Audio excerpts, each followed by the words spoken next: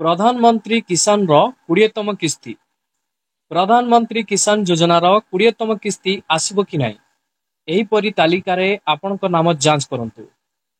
जदि आपण प्रधानमंत्री किसान योजनार लाभ उठाउचंती तेबे आपण निज मोबाइल रु ही जांच करि परिबे जे परवर्ती किस्ती आपणक अकाउंट को आसिबो कि नाही। एथिपाई आपणकु किछि सहज पदक्षेप अनुसरण करबाकू पड़िबो। कोन रहिछि डिटेल्स जहाँकि यही वीडियो माध्यम आम जाना तो से आपण भिडटी को आरंभ शेष पर्यंत देखु जहाँफल जानीपारे बुझीपारे। तो चैनल जदि नुआ करी आपण वीडियो देखुता वीडियो को लाइक करी चैनल को सब्सक्राइब करी पाखरे थिबा बेल आइकन को क्लिक कर दियंतु। एपर्यंत 19 टी किस्ती प्रदान करा जायछि एवं एबे चासी माने 20तम किस्ती पाई अपेक्षा करिसंती। परवर्ती किस्ती केबे आसीबो एवं एहाकू ऑनलाइन रे किपरि जांच करिवे जानंतु। प्रधानमंत्री किसान रो 20तम किस्ती केबे आसीबो। सरकार प्रति 4 मासरे चाषी अकाउंट को एही योजनार एक किस्ती पठांती। 19तम किस्ती प्रधानमंत्री नरेंद्र मोदी निजे फेब्रुआरी 2025 रे मुक्ति लाभ करथिले। एबे 4 मास पूर्ण हेबाकू जाउछि एवं एही परि परिस्थिति रे आशा करा जाउछि जे 2025 जोन रे चाषी अकाउंट को 20तम किस्ती स्थानांतर करा जाय परिबो। तथापि किसान योजनार परवर्ती किस्ती जारी करिवार तारीख एपर्यंत आनुष्ठानिक भावे घोषणा करा जाय नाही। जदि आपण एही योजनार लाभ उठाउचंती तेबे आपण निज मोबाइल रु ही जांच करि परिबे जे परवर्ती किस्ती आपनक अकाउंट रे आसीबो कि नाही। एही परि ऑनलाइन रे जांच करंतु टंका मिलिबो कि नाही। जदि आपण जानिबाकू चाहुचंती जे आपण नाम तालिका रे अछि कि नाही एवं आपण को परवर्ती किस्तीर 2000 टंका मिलिबो कि नाही तेबे एथिपाई आपण को किछि सहज पदक्षेप अनुसरण करबाकू पड़िबो। सर्वे प्रथमे आपण को मोबाइल रो जेकोनिसी ब्राउजर को जानतु। आपण pmkisan.gov.in लेखि सर्च करंतु। आपण को सामने रे एमिति एक पेज शो करेबो। आपण माने तळकू तळ स्क्रॉल करी आसीबे। देखंतु एइठारे आपण मानकर गुटे ऑप्शन रहिछि नोन योर स्टेटस। आपण एही ऑप्शन परे क्लिक करंतु। जते बेले आपण एही ऑप्शन परे क्लिक करिवे देखंतु आपण को सामने रे प्रोसेसिंग होई एही भली पेज गुटे शो करिवो। तो आपण मानकर स्टेटस जानिबाकू हेले तो सर्वे प्रथमे आपण मानकर एंटर रजिस्ट्रेशन नंबर आपण देबे। तापरे आपण मानकर कैप्चा कोड टी एही बॉक्स रे आपण फिलअप करिवे। तापरे गेट ओटीपी ऑप्शन परे क्लिक करिवे।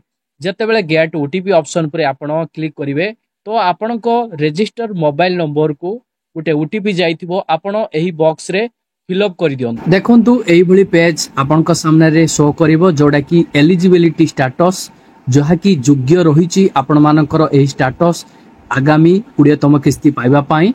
तो देखंतु एठारे कोन इंपोर्टेंस पॉइंट्स रहिछि आपण मानकर लैंड सीडिंग यस होइतबा दरकार।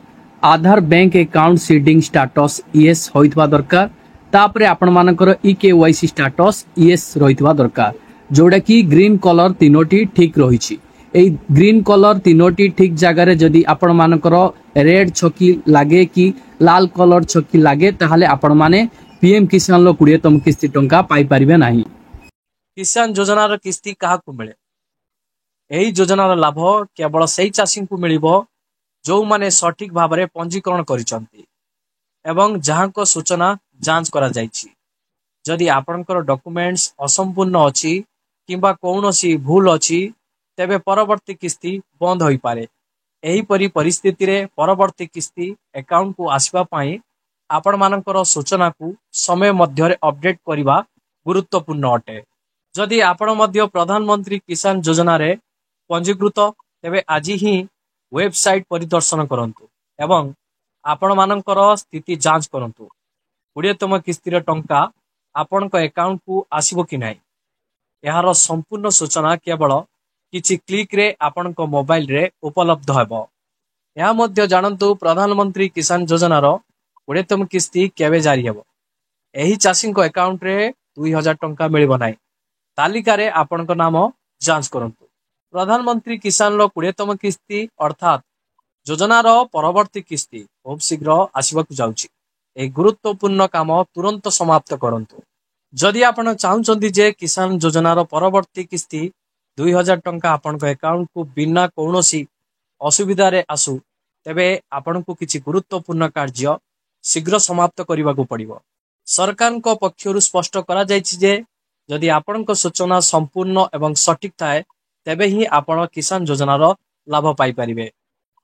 देशर कोटी कोटी चाषी प्रधानमंत्री किसान योजनार 20तम किस्ती पाई अपेक्षा करिछन जहा 2025 जून मासरे आसी पारे। जदिও सरकारଙ୍କ द्वारा एपर्यंत कौनसी आधिकारिक तारीख घोषणा करा जाय नाही किंतु पूर्व किस्ती आधार रे आशा करा जाउछि जे एहा जून मासर द्वितीय सप्ताह रे आपण मानकु 20तम किस्ती टंका मिलिबाकु जाउछि। जदि ई-केवाईसी करा न जाए तेबे किसान योजनार किस्ती अटक जाई पारे। सर्वे प्रथमे आपण ई-केवाईसी पूर्ण करिसंती कि नाही ताहा गुरुत्वपूर्ण। जदि आपण एही काम एपर्यंत करि नाहंती तेबे आपणकर परवर्ती किस्ती अटकी जाई पारे।